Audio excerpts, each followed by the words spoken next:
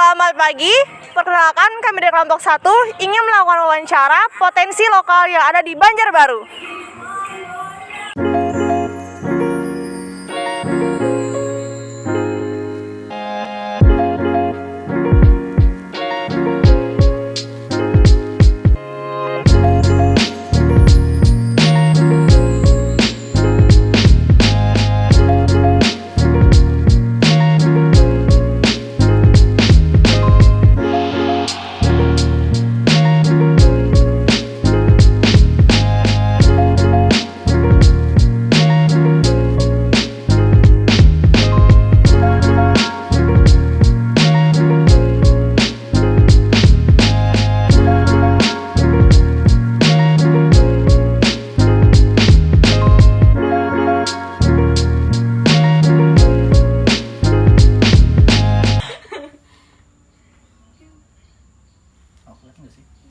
Selamat siang. Sekarang kita sudah berada di tempat potensi lokal yang ada di Banjarbaru. Mungkin Tante bisa perkenalan dulu? Oh ya, nama saya Reni. Kebetulan saya membuat sasirangan, tapi biasanya kalau sasirangan yang kita pakai kan dengan pewarna sintetis. Saya fokusnya di pewarna sasirangan alam. Mungkin sejak kapan Tante membuat produk sasirangan dengan pewarna alam? Dari 2018 itu kita mulai dengan pelatihan kayak gitu. Jadi kebanyakan sih kita ngelatih para pengrajin yang asalnya itu mereka bikinnya di sasirangan pewarna sintetis, tapi pas saya waktu itu kebetulan ngajakin pelajar dari Vietnam, dari Spanyol kayak gitu buat mengenal potensi budaya lokal Kalimantan Selatan, dan kita memperkenalkan sasirangan dengan pewarna alam karena biasanya kalau orang luar negeri mereka lebih peduli dengan lingkungan kan ya. Jadi mereka suka sekali dengan bahan-bahan yang lokal dan ramah lingkungan. Makanya dari situ 2018 sampai sekarang kita fokusnya di sasirangan pewarna alam gitu. Dapat ide dari mana Tante menggunakan pewarna alam gitu untuk sasirangan?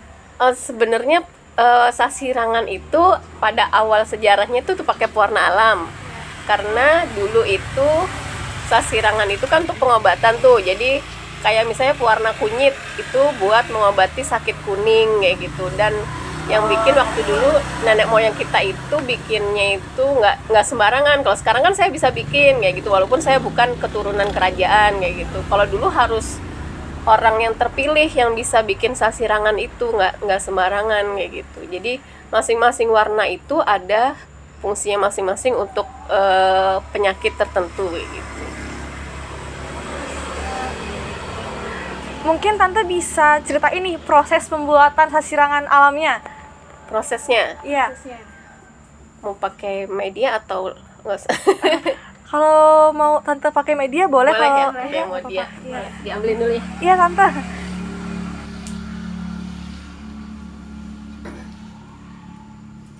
Ini motif yang dipatenkan. Nah, ini motif-motif yang sering dipakai dari dulu sampai sekarang. Jadi ini namanya motif klasik ya. Ini motifnya bikin sendiri gitu Kayak kayak. ini motif klasik dari dulu. Oh, Jadi kalau motif klasik itu emang dari dulu sudah ada. Jadi kayak gigi haruan kayak gitu. Gigi haruan itu dulu tuh mereka tuh ada artinya sendiri. Jadi kalau misalnya anak-anak yang makan haruan kan nanti bisa cerdas kayak gitu. Nah, jadi ada artinya sendiri setiap motif itu.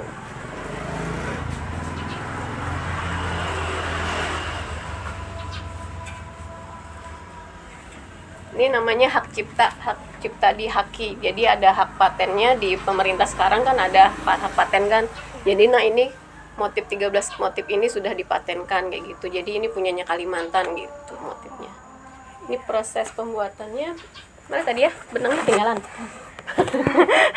Masuk lagi deh. Ini di kain atau di kaos juga bisa, tapi kita kebiasaan banyak di kain. Terus ini ada benang nomor, nah ini benang ya apa jarumnya, ini apa nih, pendedel pintar. Nah, sama ini apa? Ada tahu? Alat masuk jarum. Benang. Masuk benang ke jarum. Nah, ini namanya mata nenek biasanya buat masukin benangnya. Spidolnya biasanya kalau spidol atau pensil ya.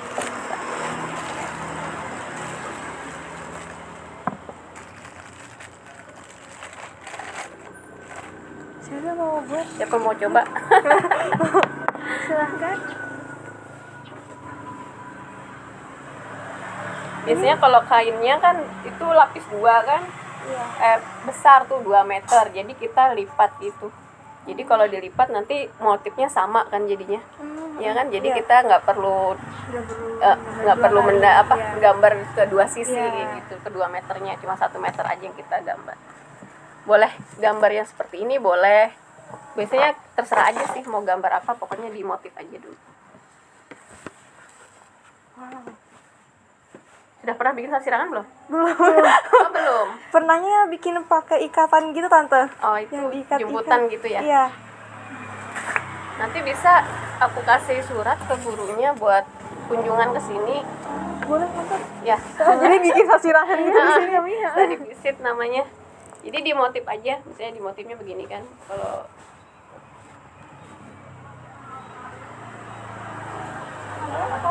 nah gitu. Udah. Misalnya ini motif begini boleh gelombang. Harusnya yang anak desain dong. Ini iris gagatas gitu. Nah, tuh bagus.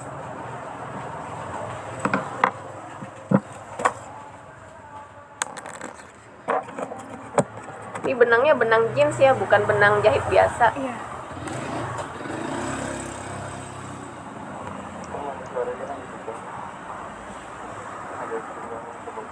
Nah, langsung bisa tuh bikin ini. Berbakat ternyata.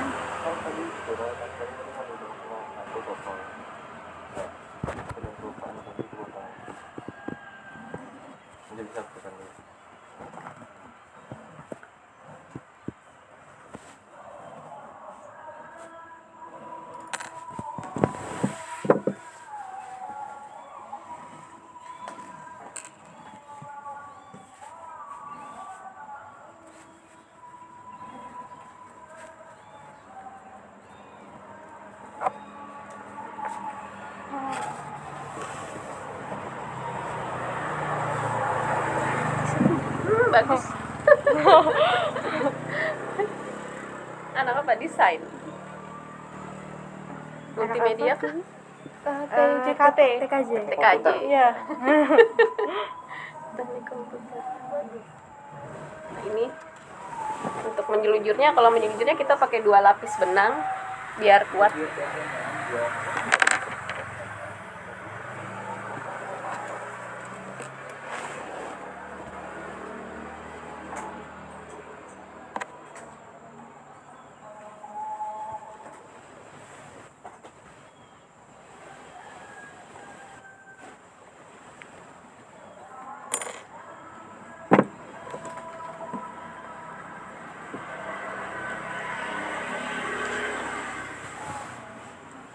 Jadi bikinnya harus hati-hati gitu tante. Kalau salah. Iya.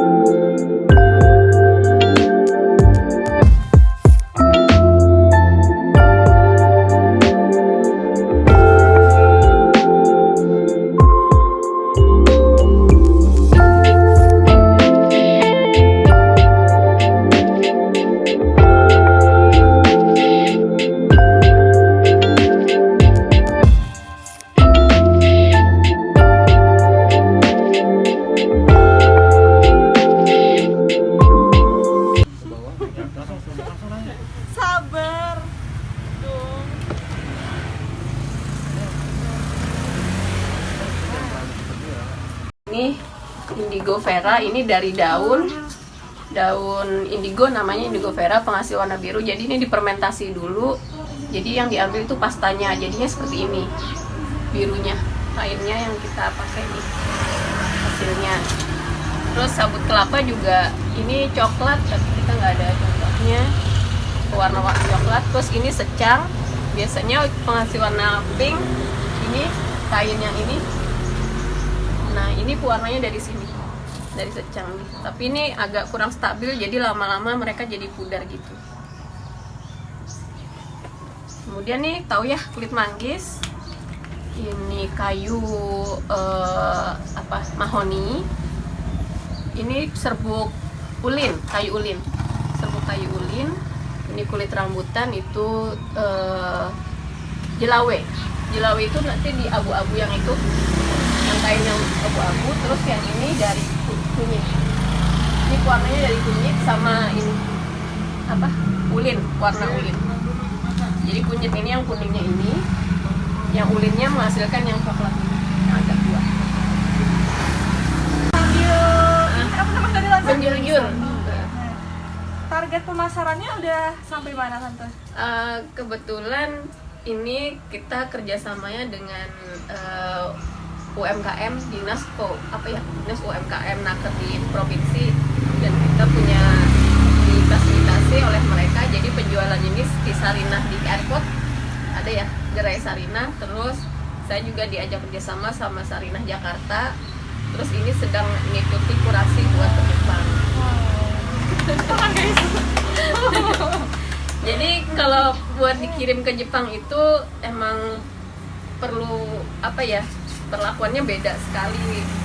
Jadi harus rapi, habis itu bikinnya emang harus di meja begini, harus bersih gitu. Terus pinggirannya kainnya itu warnanya nggak luntur, habis itu pinggirannya harus rapi, nggak ada benang-benang yang seperti itu tuh belum ada. Jadi harus seleksi dulu lah. Jadi ini seleksi Maret ini diseleksi dulu, kalau bisa tembus ke pasar Jepang kita ke Jepang. Jadi sementara masih di Sarinah Banjarmasin sama Sarinah Jakarta. Untuk media promosinya sendiri? Promosinya sementara di online sih. Kemarin pakai website juga, tapi websitenya lagi diperbaikin juga. Terus di Instagram ada juga. Tapi kebanyakan di offline kan, di Sarinah kan, jadi saya nggak perlu promosi lagi. Udah ada salahnya sendiri. Jadi kalau di Sarinah itu kita tinggal kirim katalog kan ya. Mereka yang masuk naruh di patung, mereka yang promosiin kayak gitu. Jadi saya nggak perlu promosi banyak. Karena mereka lebih bagus penyusunannya kayak gitu. Udah pro. Inovasi penjualannya apa? Inovasinya. Inovasinya. Selain kain gitu ya. Iya. Selain kain kita bikinnya shawl, karena kalau ke luar negeri itu biasanya mereka untuk musim dingin kayak gitu kan dipakai shawl, atau kalau musim panas buat kayak scarf gitu aja. Nah buat hiasannya gitu. Habis itu di kaos juga ada. Sementara baru itu sih kaos. Kalau kain kan bisa dibuat baju biasa ya, di shawl atau kalung juga ada kalung. Kalungnya habis itu teman-teman biasanya dimodifnya pakai batu-batuan dari Martapura itu. Jadi yang bandulannya itu pakai dari Martapura, kainnya kain ini sasirangan gitu. Inovasinya gitu. Mungkin Tante ada tambahan gitu buat teman-teman untuk supaya bisa bikin kayak gini atau mengolah produk potensi lokal?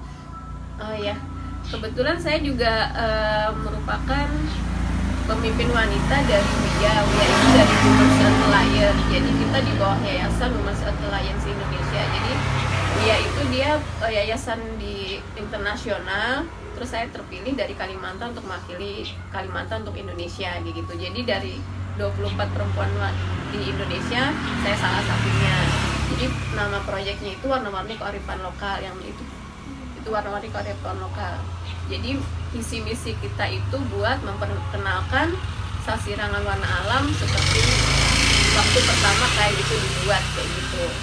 Karena seiring berjalannya waktu kan kita pakai sintetis karena lebih mudah kan ya, lebih mudah dan lebih murah. Karena kalau di sasirangan warna alam ini harganya lumayan dari 400 sampai 1 juta gitu. Jadi nggak semua masyarakat bisa beli gitu. Jadi kalau misalnya semuanya bikin sasiran warna alam kan banyak nih, jadi semuanya bisa pakai, teman-teman juga bisa pakai. Kalau lu misalnya cuma 100.000 kayak gitu bisa beli kayak gitu. Kalau share aja kan saya jualnya itu 100.000 tuh udah lumayan kan, padahal kalau di Sintetis mereka jualnya cuma 35.000 gitu. Jadi saya juga pengen misinya nanti dari programnya itu dari SD misalnya itu kita programnya study visit, jadi mereka datang ke sini melihat cara bikin kita, cara bikin apa nih, sasirangan. Terus kalau misalnya buat guru-guru SMK, saya proyeknya untuk regenerasi narasumber, jadi saya melatih guru-guru itu nanti buat guru ajarkan kita sesuainya, jadi sebagai perpanjangan tangan saya buat, jadi paling enggak anak-anak kan nih dari gurunya kan gurunya sudah saya ajarin, jadi nanti kalau di sekolah bisa diajarin menjulur dulu, bisa menyisip, nanti kalau mewarna emang harus kesini gitu. Terus saya juga ada MOU dengan beberapa sekolah, diantaranya kalau di Banjarbaru itu SMK 3 Banjarbaru, terus sama Kandangan, itu di Kandangan. Jadi saya targetnya satu kabupaten kota itu MOU dengan satu sekolah.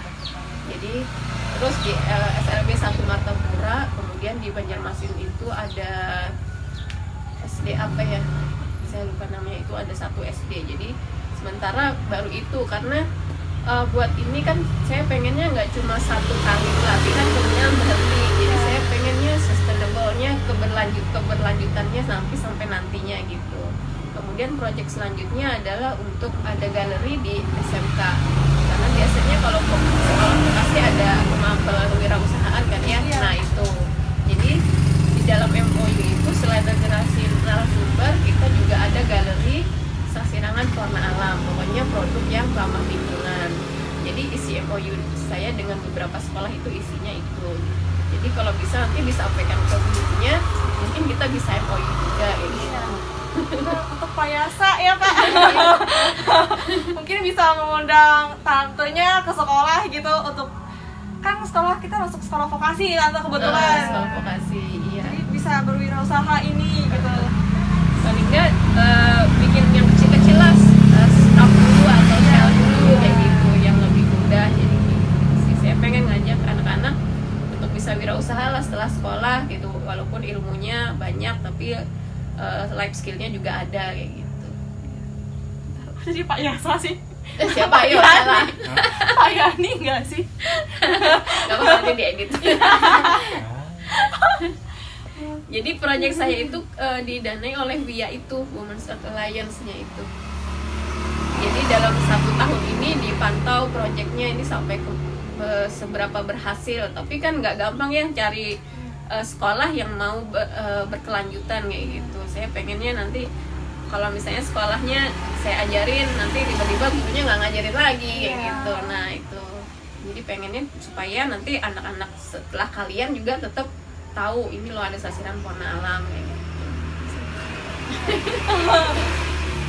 Habis di kayak Di jujur ini nanti kalau sudah semuanya itu ditarik, namanya disisip kayak gitu. Nah seperti ini. Jadi fungsinya benang ini adalah untuk merintangi warna yang masuk ke dalam kain, makanya nanti tercipta motif kan, ada ininya kan. Nah ini dari hasil perintang. Jadi kalau batik itu yang menghalangi adalah lilin malam, kalau kita itu benangnya ini. Jadi emang harus kuat sekali menyisipnya gitu, baru dicelup. Nanti kalau ada program study visit saya ajarin sampai mencelup itunya, warnanya. Semacam pelatihan. iya. Pelatihan sasiran biasanya durasinya kalau kayak kalian mungkin 3 jam lah. Ya, nanti saya kasih sebesar sapu tangan aja kayak gitu, satu-satu. Saya udah Ada selesai. lagi? Cukup. Udah. Belum selesai Belum selesai sih sebenarnya. Silakan. Udah cukup, dan makasih banget Tante udah mau ngajarin bikin sasirangan Iya. bahan alam. Udah mau luangin waktunya buat kami Iya. wawancarai. Iya, terima kasih juga kedatangannya ya teman-teman. Saya pengen juga ngundang teman-teman tapi itu jadwalnya emang harus gantian kayak gitu. Nanti kita setelah ini mungkin setelah puasa bisa teman-teman bisa kesini ya. Mungkin harapan impian apa gitu ke depannya? Harapan kedepannya ya kita balik lagi lah ke Sasirangan Pewarna Alam, karena ini sungai kita sudah mulai tercemar kayak gitu tanahnya. Kalau Sasirangan Pewarna Alam ini limbahnya dibuang di selokan juga nggak apa-apa gitu.